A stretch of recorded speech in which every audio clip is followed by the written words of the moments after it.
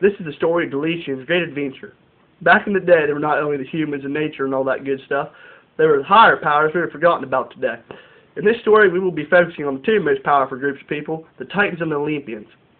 This story is about Deletian, the Titan of all things edible, and Hera, the wife of Zeus, one of the main 12 Olympians. Most of you know that Hera was Zeus' wife and wasn't always happy with him because he was always out having kids with all the mortal ladies. You've heard of Hercules, haven't you? One of Zeus' illegitimate love children. But what we're here to tell you is that Zeus wasn't the only one messing around. Deletian and Hera were having an affair, and a great war was fought over her. Nothing else contributed to the story you are about to hear. Now, Deletian was not the most attractive Titan. What Hera saw in him is really only a mystery to us. He was fat, smelled like rotten polecat, spoiled milk, and had type 2 diabetes.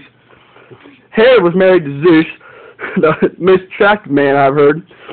He was the most powerful god there was and had a freaking sweet lightning bolt he likes to throw around.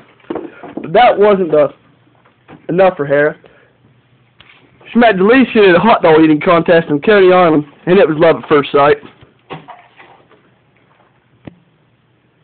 She secretly started sneaking him into Olympus, which was hard because he is so large, and sneaking him out while Zeus is out playing tennis with his concubines. Getting into Olympus when you're not a god is no easy feat. Hera enlisted the help of Buck and Scoop, Olympus' top satyr.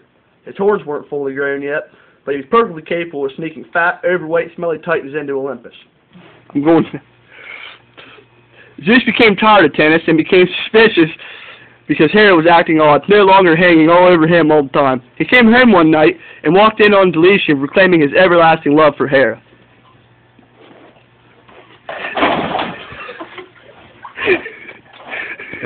Three, two, one, go. Zeus was not a happy camper that night. He sat down and had a talk with Deletian and said if he ever caught him with Hera again, there would be hell to pay, and Deletian agreed to never come around her again. Levels, so I don't have to keep looking up. You can imagine how they felt.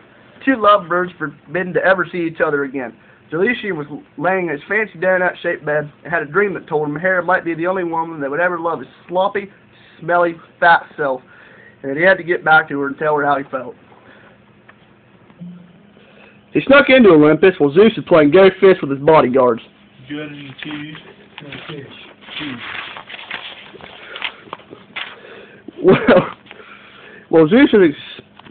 Well, Deletian snuck in.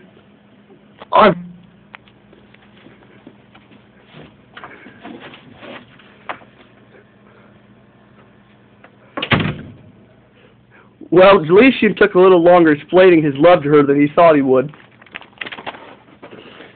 And Zeus came back early.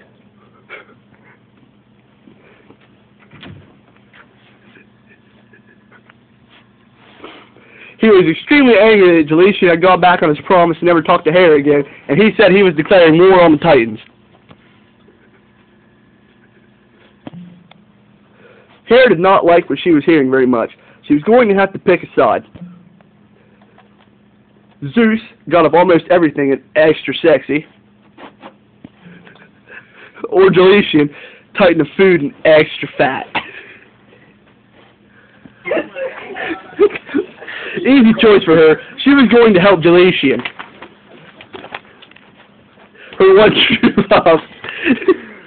She fed Zeus this sob story, saying she was truly sorry and it would never happen again, and like a sucker, he believed her. He told all the gods' battle plans, when they would attack, who was coming, even what they were bringing to play with.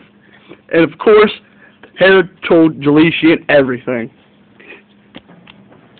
The battle took place at Alexandria, Virginia, the home of the immortal Titans, not to be confused with the Titans of T.C. Williams High School. It was almost as brutal as the battles from the Civil War were. The Titans were just sitting there eating, acting like they didn't know the gods were coming to attack. But Hera had told them the whole battle plan, and the leader of the Titan army, Atlas, had come up with the perfect attack to take down the gods.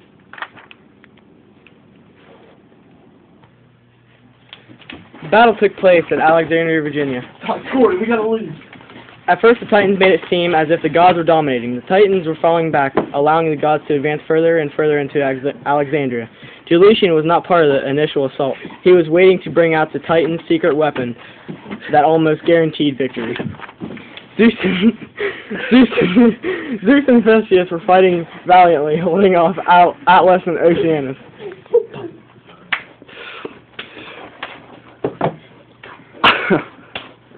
Oh, then Hephaestus saw one Titan he didn't want to fight. His dad had beat him up. He was a big guy. Then Hephaestus saw one Titan he really didn't want to fight. His dad, Hyperion. He was a big guy. His hair wasn't as red as his son's, but his fire was still going. They were lost into an intense battle of fireballs until Hyperion got smart and poured a bucket of water on his head to put his fire out.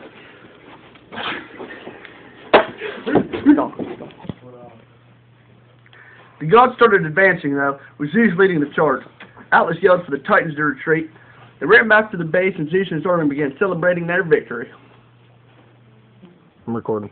But the celebrating quickly ended. The Titans emerged from their base in a line, hiding something. A great weapon, most likely. When they moved to the sides, it was the god's worst fear. Gelasian has joined the battle. He was in a typical Greek toga deal, with an orange hat he liked so much, nobody knows why. His walkout music was My Neck, My Back, which he says prepares him for battle and gets him in the proper mindset.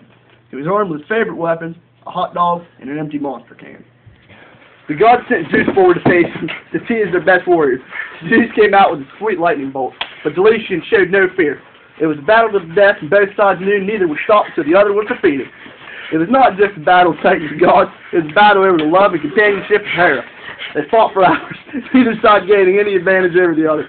They were both beginning to grow tired, and they couldn't help keep this up for much longer. Then Gelasian stood up and let out a barbaric yell. He charged Zeus with all the speed his large frame could muster up. He barreled into him, sending him flying at least 30 feet. In his heyday, it would have been further, but after getting with Hera, he went on a diet, hoping to slim down for his wedding suit. Sadly, they don't make 20 extra large. Then, while Zeus was attempting to get up, Gelasian put out the most feared weapon in all Greek mythology, the stick of butter. Zeus bowed to Gelasian, begged him for mercy. Gelasian told him to stand up. Did he grant him mercy? No. He slapped him right in the face with a stick of butter, and to add insult to injury, he ate the remaining parts.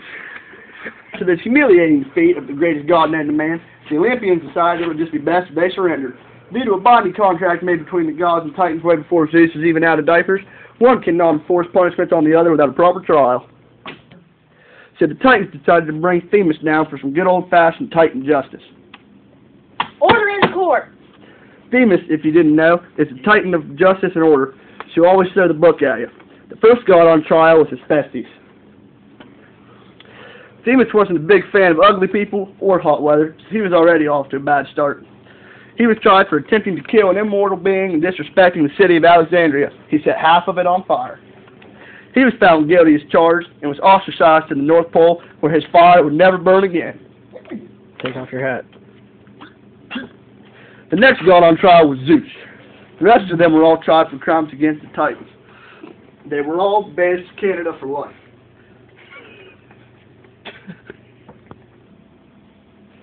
The only god left on trial was Hera, the one whose whole war was fought over. Gelasian knew Hera was going to be in trouble for this, but he was still madly in love with her. Hera is on trial for being a dirty tramp and cheating on her husband, which subsequently caused the Great War. Her sentence, life in Tartarus. This broke Gelasian. He couldn't imagine living without Hera. But being the Titan of all things edible gives you some leeway with these sorts of things. Gelasian approached Hades with the offer of a lifetime. In return, Hera's soul being spared, he would supply the underworld with a lifetime supply of wonderful, delicious, cream-filled donuts. Do you think Hades agreed? You're damn skipping, he did!